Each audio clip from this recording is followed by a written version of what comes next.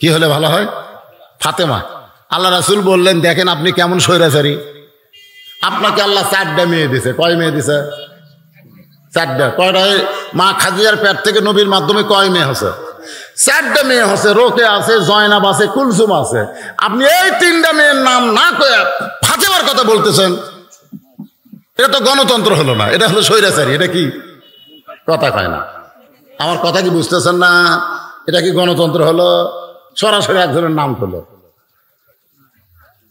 খাদিজা বলতেছে, রাসূলুল্লাহ আপনি হলেন বাবা আর আমি হলাম মা। কোন সন্তান কেমন এটা বাবা জানে না, এটা জানে হলো তার মা। কোন সন্তান কেমন এটা বাপ জানে? জানে না।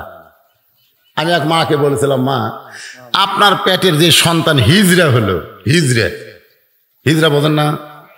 মরদ মানুষের ঢপ, মাজাত গামছা বান্ধে খালি মাজা দোলায়। ওই মেয়ে আমার সম্পর্কে চাচি হয়। তাই বললাম, মা আপনার পেটের থেকে হিজড়া বাড়ালো কেন? একটা মরদ হয়ে বাড়ালো না মেয়ে হয়ে বাড়ালো ভালো হতো, কিন্তু হিজড়া হলো কেন? সঙ্গে সঙ্গে মেয়েটা কাঁদতেছে, কারণ মেয়েটা জানে কি কারণে হিজড়া হচ্ছে, এটা মা জানে। সুবহানাল্লাহ না কা? কিন্তু আমরা বাপ তো কিছু বুঝি না। বাবা আনন্দে মাতিয়া সাগরে ভাসাইয়া সেই যে চইলা যায়, খবর লয় না। মাজন ধরিয়া উদরে কতই কষ্ট করে, 10 মাস পরে পায় প্রসবের বেদনা। এমন দরদি ভাবে কেউ হবে না আমার মা গো। এই আমার ভাই খালি ডাকতেছে, আয় আয়, ওদের ডাকতেছে। ওরা আসবে না তো। কেন আসবে না? ওদের মা জানে, ওদের মা জানে। ওরা কেন কোরআনের মাহফিলে বসবে না, এটা মা জানে। জোরে কোন কে জানে? আপনি মরদ মানুষ কিছুই বুঝবেন না। আইরে সুবহানাল্লাহ। রুকুর থেকে যখন সেজদাত গেছে, 5 মাসের বাচ্চা পেটের মধ্যে বেঁকা হয়ে গেছে। ফেরেশতা বলতেছে, আল্লাহ তোমার বান্দি নামাজ পড়ে, পেটের বাচ্চা হেঁকা বেঁকা হয়, বাচ্চার কি কষ্ট হয় না? আল্লাহ কয়, সাক্ষী থাক, যেই মা পেটে বাচ্চা নিয়ে নামাজ পড়তেছে, এ মা শুধু নিজে নামাজ পড়তেছে না, বাচ্চাকেও নামাজের ট্রেনিং দিচ্ছে। ধরে কোন সুবহানাল্লাহ। আমার এলাকার এক ছেলে কয়, হুজুর 11 মাস আমার খিদা লাগে না, কিন্তু রোজার চাঁদ উঠলে এত খিদা কেন? 11 মাস আমার খিদা কম, কিন্তু রোজার চাঁদ উঠলে খালি খিদা লাগে। আমি বললাম, এটা তোর মা হোক যায়, যা তোকে মা কেমনে কে যায় বলে দেখ। ওই মায়ের কাছে বলতেছে, মা 11 মাস আমার খিদা কম, রোজার মাসে আমার খিদা বেশি কেন? তখন মা বলতেছে, এই সর্বনাশ করছে তোর দাদি। এই সর্বনাশ আমি করিনি বাবা, এটা করছে তোর দাদি রে। শুন করছে মা, দাদি কি করে? দাদি কি করছে জানিস? তুই যখন রোজার মাসে আমার পেটে আসলি, তোর দাদি এসে বলছে, বাবা খবরদার রোজা থাকবে না, রোজা থাকলে আমার পেটের নাতি শুকে যাবে। খালি তুই কি তাজা খাওয়ার জন্য রোজার মাসে আমি খাসি রে। এই রোজার মাসে আমিও খাসি, তুইও খাসু, পেটের মধ্যে থেকে তোর খাওয়া শুরু হচ্ছে। এই জন্য বাইরে এসে তুই আর খাবার পারতিস না, তুই আর থাকবার পারিস না, তুই হোটেলের দরজাত কালো পর্দা দিয়ে খাস, কারণ পর্দার মধ্যে পেটের মধ্যে তোর খাওয়া শুরু হচ্ছে। কথাটা বুঝলে? এই জন্য সন্তান ভালো হবে এটা বাবার কারণে নয়। একজন খ্রিস্টান নেপোলিয়ন বলেছে, তোমরা ভালো একটা সন্তান যদি চাও, তাহলে ভালো একটা বাপের দরকার না মায়ের দরকার। এই দেশের এরা কোরআনের মাহফিল বাদ দিয়া রাস্তায় দাঁড়ায় আছে, কারণ কি? মুরগির তলে 12টা ডিম দিবেন, 12টারই কিন্তু বাচ্চা হয় না, 12টা হচ্ছে 10, বাচ্চা হয়েছে 10টার। ধরে কোন কয়টার? এখন মুরগিলা চিন্তা করে, 12টা দিলাম, 10টার বাচ্চা হলো, 2টার হলো না কেন? এক বুদ্ধিজীবী কইছে, কে ভাই 12টাই দিলাম, 10টার হলো, 2টার হলো না কেন? বলতেছে, পাগলাই 10টা মুরগির বুকের তলে ছিল রে, উষুম ঠিক মতো পাশে বাচ্চা হচ্ছে, আর এই 2টা ডিম খালি সাইড মারছে রে। আজকে সামিয়ানা হলো মুরগির বুকের তল। কথাটা বুঝলেন না? এরই মধ্যে যারা বসবি, এরকে ইমান বাড়বি, যারা বাইরে থাকবি ওরা কাঁজিয়া হবি। কাঁজিয়া বোঝেন না? ওদের কাঁজিয়ারা এখন সরে যাচ্ছে, খালি সমানে ডাকে, ডাকলি হবি না তোর ভাই। এই জায়গায় বসার একটা যোগ্যতা লাগবে। যেরকম কথা কন ঠিক কিনা? এটাকে রহমানি জলসা বলা হয়। অসংখ্য ফেরেশতা এই মাহফিল পরিদর্শন করতেছে, এই সামিয়ানার তলে যারা বসেছেন, অবারিত রহমত আল্লাহ আপনাকে উপর বর্ষণ করতেছে। যেরকম সুবহানাল্লাহ। যোগ্যতা হওয়া লাগবে। ওয়াজগবি, হ্যাঁ ওরা আসবার চায়, কিন্তু আপনারা যদি এভাবে ফাঁকা ফাঁকা হয়ে বসেন তাহলে কি হবি? তাই এমন ফাঁকা ফাঁকা বসেছেন, ওরা মনে করছে মাহফিল পরিপূর্ণ হচ্ছে, আমরা এখন যাই কুটি। তাই ফাঁকটা একটু বন্ধ করে সামনে জমে জমে বসেন আর জিকির করেন লা ইলাহা। এই ফাঁকাটা বন্ধ করেন, একটু সামনে দিকে আসেন। লা ইলাহা ইল্লাল্লাহ, লা ইলাহা ইল্লাল্লাহ, লা ইলাহা, না না চা খাই না, লা ইলাহা ইল্লাল্লাহ, লা ইলাহা ইল্লাল্লাহ, লা ইলাহা ইল্লাল্লাহ, লা ইলাহা, লা ইলাহা ইল্লাল্লাহ মুহাম্মাদুর রাসূলুল্লাহ সাল্লাল্লাহু আলাইহি ওয়াসাল্লাম। একটু মনোযোগ দেন। খাদিজা বলতেছে, রাসূলুল্লাহ, 4টা মেয়ের মা হলে কি হবে? আমি ফাতেমাকে যখন গর্ভধারণ করেছি তখনই বুঝতে পেরেছি সাধারণ কোনো মেয়ে ফাতেমা নয়, ফাতেমা সাধারণ কোনো মেয়ে নয়। আমার মনে হয় আল্লাহ আমাকে 1 নম্বরে রাখছে, আমার ফাতেমাকে আল্লাহ 2 নম্বর দেখ। রাসূল মুস্কে মুস্কে হাসা শুরু করলেন। খাদিজা বললেন, হুজুর আপনি হাসতেছেন কেন? আল্লাহ নবী বলতেছেন, আপনার ফাতেমা তো জান্নাতি নয়, আপনার ফাতেমা জান্নাতি নয়। খাদিজা বলতেছে, ফাতেমা যদি জান্নাতি না হয় তাহলে ফাতেমার খবর কি? রাসূল বললেন, জান্নাতি নারীদের নেত্রী। খাদিজা বলতেছে, হুজুর গভীর রাতের খবর কেউ জানে না, এই গভীর রাতের খবর কেউ জানে? খালি আমি আর আপনি জানি।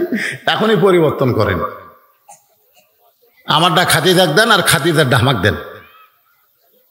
আজ থেকে ফাতেমা হবে 1 নম্বর জান্নাতি, আর খাদিজা হবে জান্নাতি নারীদের নেত্রী। আল্লাহ নবী মুস্কে হাসতে বললেন, আপনারা তো মা মেয়ে। বলে, না হুজুর বুঝবেন না, আপনি মরদ মানুষ তো বুঝবেন না। মেয়ে মানুষেরা আর কিছু না হোক, শ্বশুর জামাইয়ের যুদ্ধ কোনোদিন পুরুষ মানুষ শোনেনি, কিন্তু বউ শাশুড়ির যুদ্ধ কিন্তু অনেকে শুনছে। তোর এখন কথা ঠিক কিনা? শ্বশুর জামাইয়ের যুদ্ধ কোনো সিনেমা আছে? বউ শাশুড়ির আছে। কারণ মেয়ে মানুষের এটাই হলো সবচেয়ে বড় খারাপ জিনিস। একজন প্রধানমন্ত্রী হলে আর একটা মেয়ে মানুষ প্রধানমন্ত্রী হওয়ার উপযুক্ত থাকলে অক্সাইজ করবি। জোরে কর কথা ঠিক কিনা? যে আমার এই জায়গার যেন আর কেউ আসপার না পারে। এই যে শাশুড়ি গোটা বাড়ির কর্তৃত্ব নিয়ে থাকবি, বউ বেটার বউ কিন্তু দিবার চায় না, আর বেটার বউ এই বুড়ি খামি থমো না, ওই জায়গা থামি যাবো। জোরে কোন কথা ঠিক কিনা? মেয়ে মানুষের মধ্যে হিংসা আছে না নাই? কথা কয় না, হিংসা আছে না নাই? মরদ মানুষের মধ্যে কিন্তু হিংসা নাই। খাদিজা বলতেছে, রাসূলুল্লাহ আমারটা ফাতেমাক দেন, ফাতেমারটা আমারে দেন। আল্লাহ নবী বললেন, আমি হলাম বন্টনকারী, দেওয়ার মালিক হলো আমার আল্লাহ। দেওয়ার মালিককে? সঙ্গে সঙ্গে খাদিজা নবীর হাত ধরে বললেন, ইয়া রাসূলুল্লাহ, কোন আমলের কারণে ফাতেমাকে আল্লাহ খাতুনে জান্নাত ডিগ্রি দিল? এমন কি আমল ফাতেমা করলো যে আমল করার কারণে আল্লাহ খাতুনে জান্নাত ডিগ্রি দিল? রাসূল বললেন, খাদিজা আমি আপনাকে 2টা প্রশ্ন করব।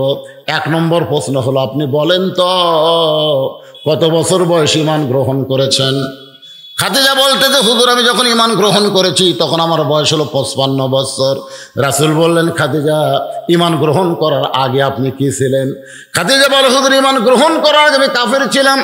আল্লাহ নবী বললেন, খাদিজা আপনার জীবনের 55 বছর আপনি কুবুরে হালে কাটাইছেন, কিন্তু এখন বলেন তো আপনার পেটের মেয়ে ফাতেমা কত বছর কুবুরে হালে কাটাইছে? খাদিজা বলতেছে, জান্নাতি জান্নাতি, আমার ফাতেমা জান্নাতি হয়ে জন্ম নিয়েছে। তাহলে 1 নম্বরে কে জিতলো? খাদিজা না ফাতেমা? কথা কয় না, খাদিজা না ফাতেমা? আল্লাহ নবী বললেন, 2 নম্বর প্রশ্ন হলো, আপনার নাকের সাইজ, মুখের সাইজ, আপনার গায়ের রং, আপনার দাঁতের চেহারা দুনিয়ার কত মরদ মানুষ দেখেছে? খাদিজা বলে, হুজুর 40 বছর বয়সে আপনাকে যখন স্বামী বলে স্বীকার করলাম, ওই সময় মক্কার সবচাইতে ধনবতী রমণী আমি ছিলাম। এই ধনবতী রমণী হওয়ার পেছনে কারণ হলো আমার অনেকগুলো ব্যবসা ছিল। এই ব্যবসা চালাইতে গিয়ে হাজার হাজার পুরুষের সঙ্গে আমার লেনদেন হয়েছে, আমার কথাবার্তা বলতে হয়েছে, আমার নাকের সাইজ, মুখের সাইজ, গায়ের রং, এটা দুনিয়ার বহু পুরুষ বলবার পারে।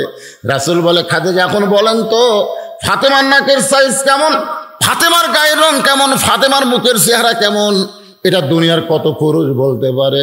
খাদিজা কান্দের বলে, আমার ফাতেমা পর্দানিশী, জন্ম থেকেই ফাতেমা পর্দানিশী। রাসূল বললেন খাদিজা আপনি মা হওয়ার কারণে ফাতেমার জন্মটা আপনি পর্দার কথা বললেন, কিন্তু আমি আল্লাহর নবী হওয়ার কারণে বলতেছি ফাতেমার জীবনটা পর্দার মধ্যে থাকবে। শুধু জীবনটাই পর্দার মধ্যে থাকবে না, গভীর রাত্রে ফাতেমা হযরত আলীকে বুকের মধ্যে নিয়ে বলে স্বামী গো, আমি সবসময় পর্দার মধ্যে ছিলাম বলে আমি দোয়া করেছি আল্লাহ যেন আমার মৃত্যুটা পর্দার মধ্যে দিয়ে দেয়। আপনি জানেন না গো স্বামী, আল্লাহ তাআলা এই দোয়া আমার কবুল করেছে।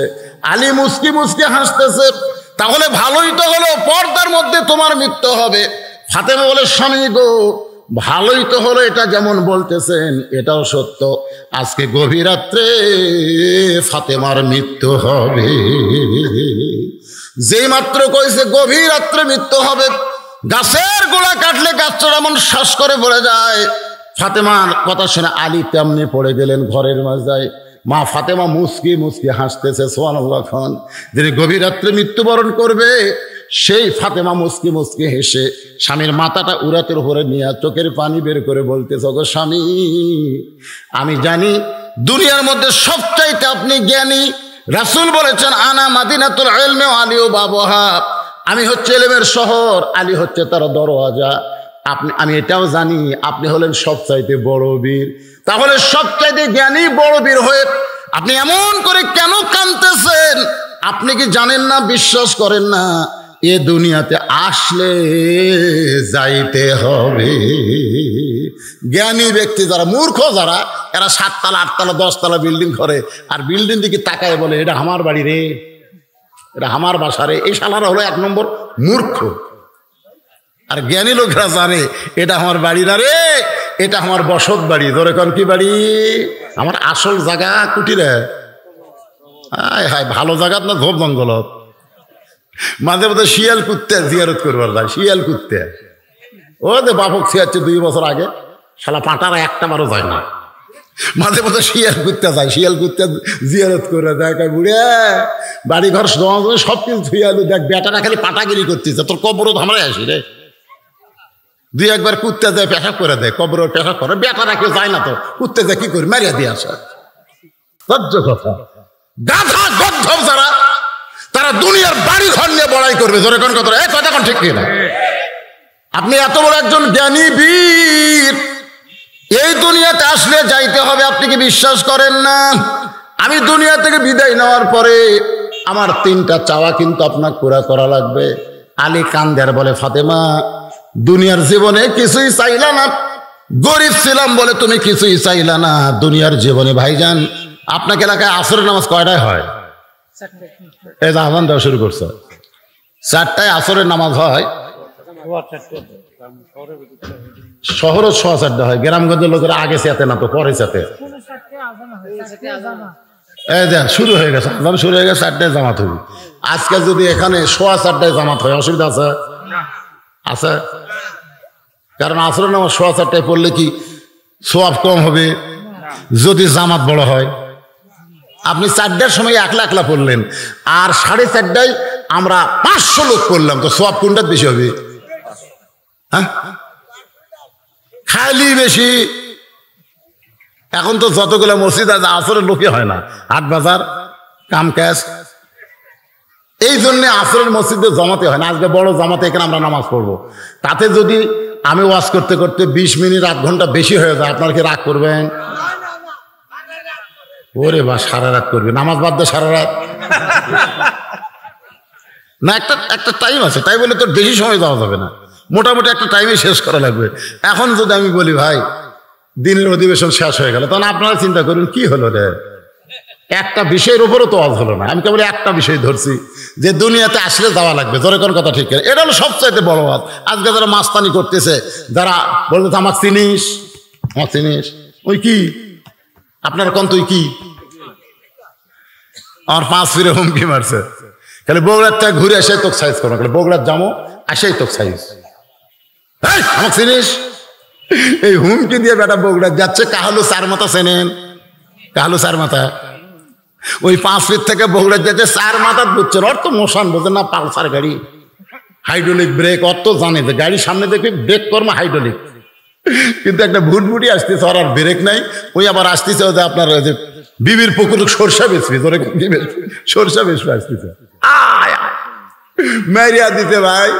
আর হুন্ডার কিছু হয়নি, বারে মোটর সাইকেলের কিছু হয়নি, কিন্তু ওর উপর দেখেছে হাত পা ভাঙ্গে গেছে। মেডিকেল কলেজ রোবটের মতন ব্যান্ডেজ করাতেছে, যাক বলে গেছে খালি ঘুরে আসি। ওই আবার 250 গ্রাম আঙ্গুললে দেখতে গেছে, যা দেখে সবাইকে টান করাতেছে, কে ভাই আঙ্গুর খান ভাই, আঙ্গুর খান ভাই, ঘুরে যাননি কান্দিস কে? আরে পাগলা, তুমি যে বগুড়ার যাবা, বগুড়ার থেকে ফিরে পারবা কিনা এটা কে জানে? তাহলে আমরা এটা কিভাবে বলি? আমাকে চিনিস তুই একটা পেশাব পায়খানা ঢোয়ানোর মাল গাড়ি, ধরে কোন কথা ঠিক কিনা? যতদিন বেঁচে আসিস ততক্ষণ একটা মাল গাড়ি, তোর পেশাব আর পায়খানা তোর পেটের মধ্যে আল্লাহ দিয়ে ঢোয়া দেখাই দা। আর মরে গেলে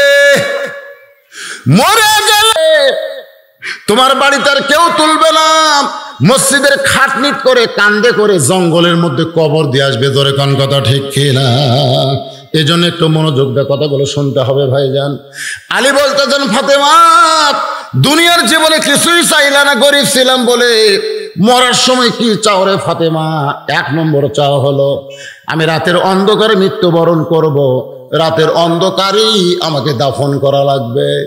দিনের বেলা আমার কবর দিবেন, আমার কবর দুনিয়ার মানুষ দেখবে, আমার কবর যখন দেখবে তখন চিন্তা করবে ফাতেমা কতটুকু লম্বা ছিল। এই জন্য ফাতেমার কবরটা গভীর রাত্রে দেওয়া লাগবে।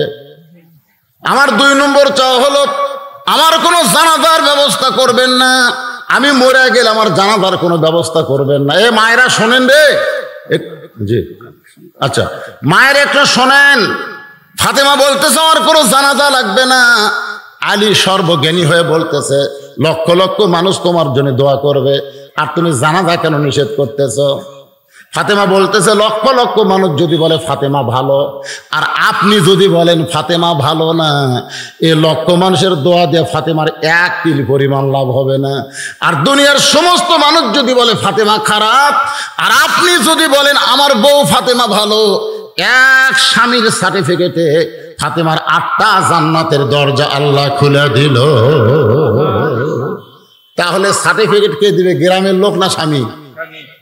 আজকে হামাকের গুলা কি কয়, লব উল্টা কয়, খালি তুমি আমাকে দেখতে পারো না, গোটা পাড়া খুঁজা দেখো আমার বিরুদ্ধে কেউ নাই।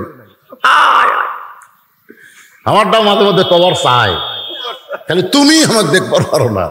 কেরে আমি দেখতে পারি না, তো দেখবার পারে কেরে? গোটা পাড়ার লোক আমার বিরুদ্ধে করে, আমার ওভার ডিউটি করে, বুঝলেন না? আমি মায়েদের বলবো, গোটা দুনিয়ার লোক যদি আপনাকে দেখবার পারে, আর স্বামী যদি আপনাকে দেখবার না পারে, আপনি জান্নাতে যাওয়ার পারবে না। জান্নাতে যাইতে গেলে স্বামীকে খুশি করা লাগবে, জোরে কোন কথা ঠিক কিনা? রাসূল বলেছেন, আল্লাহর পরে কাউকে যদি সেজদা দেওয়ার হুকুম থাকতো, তাহলে প্রত্যেকটা বউকে বলতাম স্বামীর পায়ে সেজদা কর।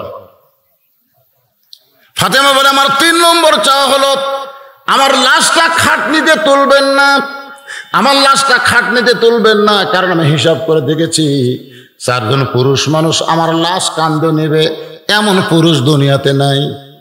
একটা মেয়ে মানুষ মারা গেলে খাটনি কয়জন কাঁধে নেয়? ফাতেমা বলতে 4 জন পুরুষ মানুষ নাই। আমার বাবা যদি দুনিয়াতে জীবিত থাকতো, মরা মেয়ের লাশের খাটনি বাবা কাঁধে নেবার পারতো। আমার হাসান হোসেন যদি বড় হতো, তাহলে মরা মায়ের লাশের খাটনি কাঁধে নেবার পারত। আমার বাবা 6 মাস আগে দুনিয়া থেকে বিদায় নিয়েছে, আমার হাসান হোসেন এত ছোট, আপনি শুধু আমার লাশটা কাঁধে করে আপনি জানেন ফাতেমার ওজন কত? সুবহানাল্লাহ বলেন। তার মানে বোঝা গেল মমতাজের মতন এত ওজন না। আমাকে একটা মমতাজ আছে না নাই? আমাকে বিরুদ্ধে গান গায়, ওরে শরীয়তের মৌলানা চোখ 2টা করলা কানা, মনের পর্দা বড় পর্দা তোমরা খুঁজে পাইলা না। আমি বলি, ওরে মমতাজ তুমি বুঝলা না, মনের খাওয়া বড় খাওয়া তুমি কোনোদিন কইলা না। মনের খাওয়া বড় খাওয়া কইলে হাতির মতন শরীর তোমার হইতো না। ওরে মমতাজ বুঝলা না। টাকায় দেখবেন ভাই, একটা ড্রামের মতন আগাগোড়া সমান, জোরে কোন ঠিক কিনা? যদি মমতাজের মতন ফাতেমা হতো, আর যদি বলতো খাটনি চড়বো না, আমার কান্দত করে নিয়ে কবর দেওয়া লাগবে, তাহলে কি হতো ভাই? হাইলি কত হাই রে বেড়াম আমি কান্দত কেমনি নেই রে। ফাতেমা জানে, এই জন্য বলতেছে আমার ওজন কত এটা দুনিয়ার কেউ না জানলে আমার স্বামী জানে। জোরে গান সুবহানাল্লাহ। আমাকে কান্দে করে জান্নাতুল বাকির পূর্ব কোণায় সবুজ রঙের একটা বাতি জ্বলবে, ওই বাতি বরাবর আমাকে দাফন করবেন। বাজান হযরত আলী কান্দে করে জান্নাতুল বাকির পূর্ব কোণায় গিয়ে দেখি সবুজ রঙের একটা বাতি জ্বলতেছে, যেই বাতির কোনো তার নাই, যেই বাতির কোনো সুইচ নাই, বিনা তারে আমার আল্লাহ অটোমেটিক ভাবে জ্বলায়া দিছে। ওই বাতির তলে আবু যর গিফারি কবর খুঁড়েছে, সেই কবরের মধ্যে ফাতেমাকে দাফন করে কেউ নাই জান্নাতুল বাকিতে। গভীর রাত্রে হযরত আলী আল্লাহর কাছে বলতেছে, আল্লাহ আমার ফাতেমাকে কবুল করে নাও, ফাতেমাকে কবুল করে নাও। এই দোয়াটা করার সঙ্গে সঙ্গে বাতি নিভে গেল। বাতি নিভে যাওয়ার পরে তাকায় দেখে সামনে কয়েকটা পুরাতন কবর দেখা যায়। এই মাত্র ফাতেমার কবর দিলাম, সেই কবরটা গেল কোন জায়গায়? গোটা জান্নাতুল বাকি হযরত আলী কবর খুঁজতেছে, ফাতেমার কবর, ফাতেমার কবর। আল্লাহ ডাক দিল, আলী রে আমার ফাতেমা পর্দা নিশি, আমি আল্লাহ ফাতেমাকে জোহরা ডিগ্রি দিয়া তার কবরকেও পর্দা করে দিয়েছি। আমার মায়েরা শোনেন, সেই ফাতেমার সাথে জান্নাতে যাওয়ার গেলে আপনাকে 1 নম্বর আমল হচ্ছে পর্দা। জোরে বলে 1 নম্বর আমল কি? পর্দা। আর আমরা যারা পুরুষ মানুষ, আমাদের 1 নম্বর আমল কি? পুরুষের এই দে মুখত হাত দেখো নামাজ, মাশাআল্লাহ। আজকে এখানে মসজিদের উন্নয়ন কল্পে মাহফিল 2টা অধিবেশন, একটা মাগরিবের পর থেকে শুরু হবে, আর এই অধিবেশন চলতেছে। আমার কানে একটু বলে গেল, হুজুর মসজিদের জন্য যখন মাহফিল, আপনি কি তেমন জোর জবস্তি করতেছিল, একটু গামছা চাদর বা ব্যাগ যেটাই হোক সেটা একটু জনগণের মধ্যে দিবেন। শোনেন, আমি একটা দান করার আগে একটা কথা বলি, 1 মিনিট। সেটা হলো, মসজিদে আপনার নামাজ পড়েন না, অনেক মসজিদে কিন্তু দান বাক্স থাকে, থাকে না? ইমাম সাহেবের মুয়াজ্জিন বলে, দান বাক্স চালু করো, তো ইমাম সাহেব মোনাজাত করার আগে দান বাক্স চালু হয়। আমি নিজের চোখে দেখছি ভাইজান, অনেকে দান বাক্সে টাকা দেয়, পকেট থেকে টাকা বের করে 1 গাদি টাকা বের করছে, 1 গাদি। আমি তাকে দেখতেছি, এই টাকার মধ্যে 100 আছে, 500 আছে, 50 আছে, 20 আছে, 10 আছে। আপনার বলেন তো দান বাক্সের মধ্যে কোনটা দিবি? 10-এর যদি নিচে থাকে, তা যদি আবার ছেঁড়া হয়, পান আলা লেয়নি, চা আলা ফেরত দিছে, ওটা আবার ফ্যাট দিয়ে মেরে দিবি। 2 কান্দর 2টা ফেরেশতা আছে না নাই? কথা কন আছে না নাই?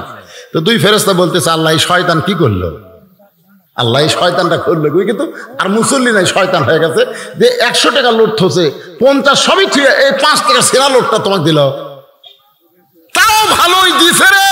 আবার 2-1 দান বাক্স আসলে এরকম বাম হাত দিয়ে মারে ঠেলা, এমন ঠেলা মারছে 4 মুসল্লি পার হয়ে বাক্স চলে গেছে। মাঝখানে গুলো ভালোই করছিস রে, মনে মনে করতে ভালোই করছিস রে, মারছু চুমচু করে চলে গেছে। ফেরেশতাকে আল্লাহ যে বাম হাতে ঠেলা মারলার খবর কি? আল্লাহ বলে জান বাক্স ঠেলা মারেনি রে, ওই হাত দিয়ে জান্নাত ঠেলা মারছে। কারণ রাসূল বলেছেন, আল্লাহর ঘরে যে দেয়, আল্লাহ তাকে জান্নাত একটা ঘর দেয়। তা আপনারা জান্নাত থেকে একটা ঘর চান? কে ভাই জান্নাতে একটা ঘর চান? কারা কারা চান? আল্লাহকে একটু হাত দেখেন তো, দেখি দেখি, হাত তোলেন। যার হাত আছে তাই তুলবেন, না তুললে ফেরেশতা কিন্তু সব নোট করতেছে। ও যেই ধারত হাত কম উঠতেছে, হাত টান টান করে তোলা যায় না।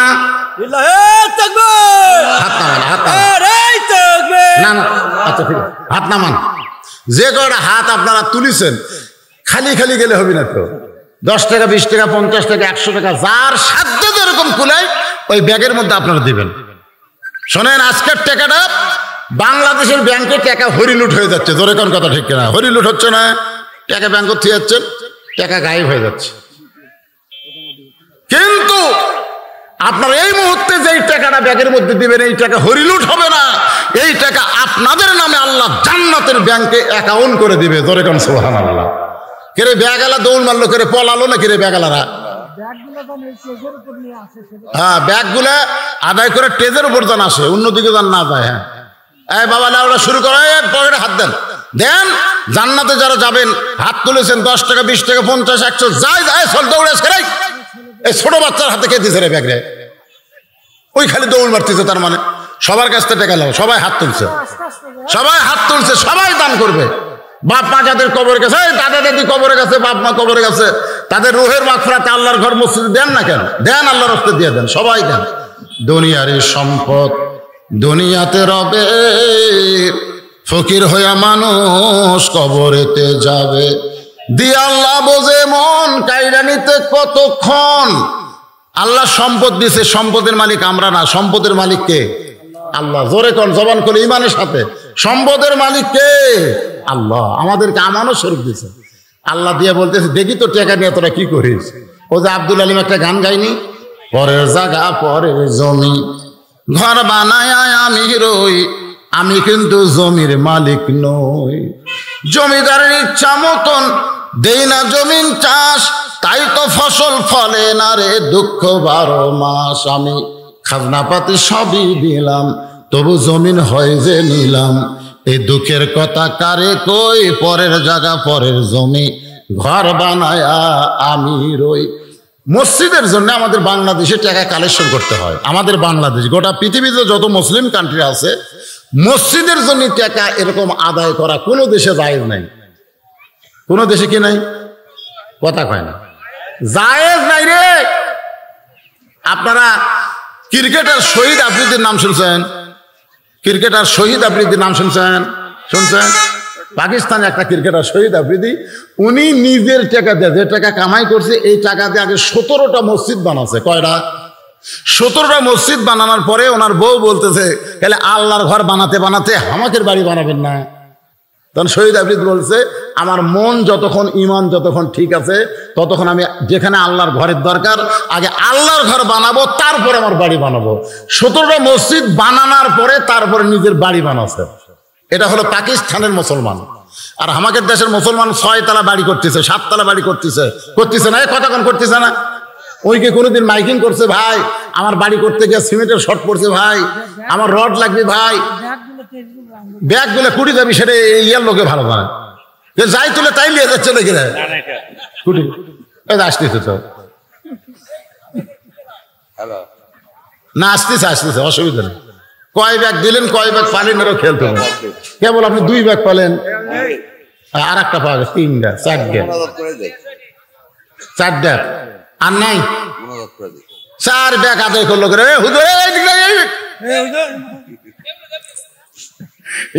জোরে ছুটিছে ভাই, সুবহানাল্লাহ রে। 5 ব্যাগ, 5টায় দিতেন না বেশি দিতেন? মহিলাদের মধ্যে দেননি? দান করে মানে আজকে ওয়াজিব হচ্ছে মহিলার, শিখছে না এখন, কারণ সময় দেখতেছে কম, ওরা হচ্ছে বেশি, ওর তো লাগালাগি খুশি। আর মেয়ে মানুষ এখন সবকিছু চালাচ্ছে, ধরে কার ঠিক কেনা ভাই। মরদ মানুষ এসার নামাজ মসজিদে পড়ে, বাড়িতে থেকে স্টাফ জলসা বউ দেখে, একটা মরদও কিছু কয় না। আপনার ঘরের মধ্যে ওদের কারণে কিন্তু হিন্দুদের পূজার বাদ্য বাজতেছে। আজকে মুসলমানের ঘরে কোরআন শরীফ তেলাওয়াত হয় না, স্টার জলসা জি বাংলা দেখার কারণে লুলু করে হিন্দুদের পূজার বাদ্য বাজে, দরকার ঠিক কিনা? তাহলে বউগুলা সব চলে গেল ভারতের দখলে, আর আমাদের ছেলেগুলা সব আর্জেন্টিনা আর ব্রাজিল দখল করে নিছে, দরকার কথা ঠিক কিনা? রাত 3টা পর্যন্ত ফুটবল খেলা দেখে, আর ফজর আজানের সময় আর ল্যাপের মধ্যে ঘুমাই। হাই রে যুবক ভাই, কে রে হো করলু রে, আড়িয়ার মতো না? ফজরের সময় তোরা কুটি গেছে, খোঁজরা দেখেন ল্যাপের মধ্যে কোঁকড় হয়ে আস, আর আগে নাই মাথা নাই, মানে চাউলের বস্তা ঢাকা তো, কম্বল টান দিয়ে দেখেন কম্বলের মধ্যে ওই ক্রিকেট, ওই ফুটবল খেলা যুবকের সাইজ, আর সাইজ থেকে কুত্তার সাইজ, কি সাইজ, জোরে কর কথা ঠিক কিনা? তাহলে যুবকগুলো সব আর্জেন্টিনা ব্রাজিল হয়ে গেল, বউগুলা সব ভারতের দখল হয়ে গেল। তা আমরা মরদ মানুষ বুড়াগুলা বেঁচে লাভ কি? কচুর দড়ির সাথে গলার দড়ি দেন, কচুর ডালের সাথে গলার দড়ি দেওয়া ছাড়া বুদ্ধি নেই। হায় হায় রে আমার মায়েরা, আপনাদের ওয়াজ বেশি করছি, আল্লাহর রাস্তায় আল্লাহর ঘরে দান করবেন। যে কথা বলতেছিলাম, সামান্য কথা মোনাজাতের আগ দিয়ে গুরুত্বপূর্ণ কথাটা বলতেছি ভাইজান। এই দুনিয়াকে আমাদের নিজের না সবকিছুর মালিককে? আরো জোরে কর না কেন? আপনার টাকা দেওয়া লাগবে, কি কইছে দেন না, কিন্তু সবকিছুর মালিক যে আল্লাহ, এই ব্যাপারে সন্দেহ আছে নাকি? সন্দেহ নেই। তাহলে সবকিছুর মালিক আল্লাহ। আল্লাহ আমাদের আমানত স্বরূপ দিছে, যা দুনিয়াতে যা, তোর আমি দিয়ে দিলাম, তোরা দুনিয়াতে কি করিস এটা আমি আল্লাহ দেখবো। আল্লাযী খালাকাল মাউতা ওয়াল হায়াতা লিয়াবলুয়াকুম আইয়ুকুম আহসানু আমালান ওয়াহুয়াল আজিজুল গফুর। যে কোনো সময় আল্লাহ আমাদের মৃত্যু দিবে, এই মৃত্যুটা যেন মুসলমান হিসেবে হয়। পুরুষ মানুষের 1 নম্বর আমল হলো নামাজ। পুরুষেরা, যুবকেরা, বুড়া বয়সে নামাজ ধরলে হবে না। নামাজ হলো সরকারি চাকরির মতন। আপনি বলেন তো, সব বয়সে কি চাকরি পাওয়া যায়? কথা কোন, সব বয়সে সরকারি চাকরি পাওয়া যায়? তাহলে নামাজ হচ্ছে সরকারি চাকরির মতন। 7 বছর থেকে নামাজের তালিম দেওয়া লাগবে, আর 10 বছর থেকে জোর করে মাইরা পিটা নামাজ ধরার লাগবে। প্রত্যেকটা অভিভাবকের উপরে আল্লাহ দায়িত্ব দিয়ে পাঠাইছে। তাই শোনেন, নামাজ যদি না থাকে, লা সালাত আলা ঈমান, যার নামাজ নাই তার ঈমান নাই। লা সালাত আলা দীনা, যার নামাজ নাই তার কোনো ধর্মই নাই। এখন আসরের নামাজ হবে। এই নামাজ আমরা আর মসজিদে যাব না, এখানে আমরা জামাতের সঙ্গে নামাজ আদায় করব। এই জায়গাতেই জামাতের সঙ্গে নামাজ আদায় হবে। আল্লাহ পাক আমাদেরকে 5 ওয়াক্ত নামাজি হিসেবে কবুল করুক। সকলে বলে আল্লাহুম্মা আমিন। সকলে হাত তুলে আল্লাহুম্মা আমিন। আল্লাহুম্মা আনতাস সালাম ওয়া মিনকাস সালাম তাবারাকতা ইয়া যাল জালালি ওয়াল ইকরাম। আয় আল্লাহ তাআলা, দিনের বেলার প্রথম অধিবেশন জুমার নামাজের পর থেকে আসর পর্যন্ত তোমার হাজারো বান্দা বান্দি একত্র হয়ে আল্লাহ কোরআন থেকে যত কিঞ্চিত আলোচনা করলাম, নবীর হাদিস থেকে ঈমান আমল নিয়ে মেহেরবানি করে মেয়েদের পর্দা নিয়ে আলোচনা করলাম। আল্লাহ আজকের এই প্রথম অধিবেশনকে আল্লাহ তুমি কবুল করো। এই অধিবেশন লাগাইতে গিয়ে যারা কষ্ট করে মেহনত করে হাজার হাজার টাকা খরচ করেছে কাফলা গ্রামের উপরে, রহমত আর বরকতের দরজা খুলে দাও। আজকের মাহফিলের সভাপতি, সহসভাপতি, প্রধান অতিথি, বিশেষ অতিথি আল্লাহ তুমি কবুল করো। আলেম ওলামাদের কবুল করো, ইমাম মুয়াজ্জিন কবুল করো, মুসল্লিদের কবুল করো। আমার সম্মানিত মা বোনের আবেদা সালেহা পর্দানিসী কবুল করে। মা ফাতেমার চরিত্র দান করো। আল্লাহ যুবকদেরকে কবুল করো। এই সোনার কলিজার টুকরা যুবকরা যেন 5 ওয়াক্ত নামাজি হয়, আল্লাহ তুমি কবুল করে না। আল্লাহ, অনেক যুবককে আমি দেখেছি 3টা পর্যন্ত ফুটবল খেলা দেখেছে, আবার ফজরের নামাজ সামনে কাতারে আদায় করেছে। আমি বললাম, যুবক, তুমি 3টা পর্যন্ত খ্রিস্টানদের খেলা দেখলা, ফজরের নামাজ আদায় করার সঙ্গে সঙ্গে আল্লাহ পাক তোমাকে মাফ করে দিল। আমি যুবকদের বলি, বাবা যুবক, 5 ওয়াক্ত নামাজ যৌবন বয়সে ধরো, বুড়া বয়সে রুকু সেজদা ঠিক মতো করা যাবে না। আল্লাহ কাহলা এলাকার যুবকদেরকে 5 ওয়াক্ত নামাজি কবুল করে না। আল্লাহ জালেমদের জুলুম থেকে আল্লাহ আমাদের হেফাজত করো। যে সমস্ত আলেম ওলামা মাজলুম অবস্থায় জেলখানায়, তাদেরকে আবার কোরআনের ময়দানে ফিরিয়ে দাও। আল্লাহ, পাখিগুলো মুক্ত ডানায় উড়ে উড়ে আবার যেন গোটা পৃথিবীতে কোরআনের বাণী প্রচার করতে পারে, সে তৌফিক দিয়ে দাও। আল্লাহ, আল্লাহ, আমি গুনাহগার বলে দোয়া ফেরা দিও না।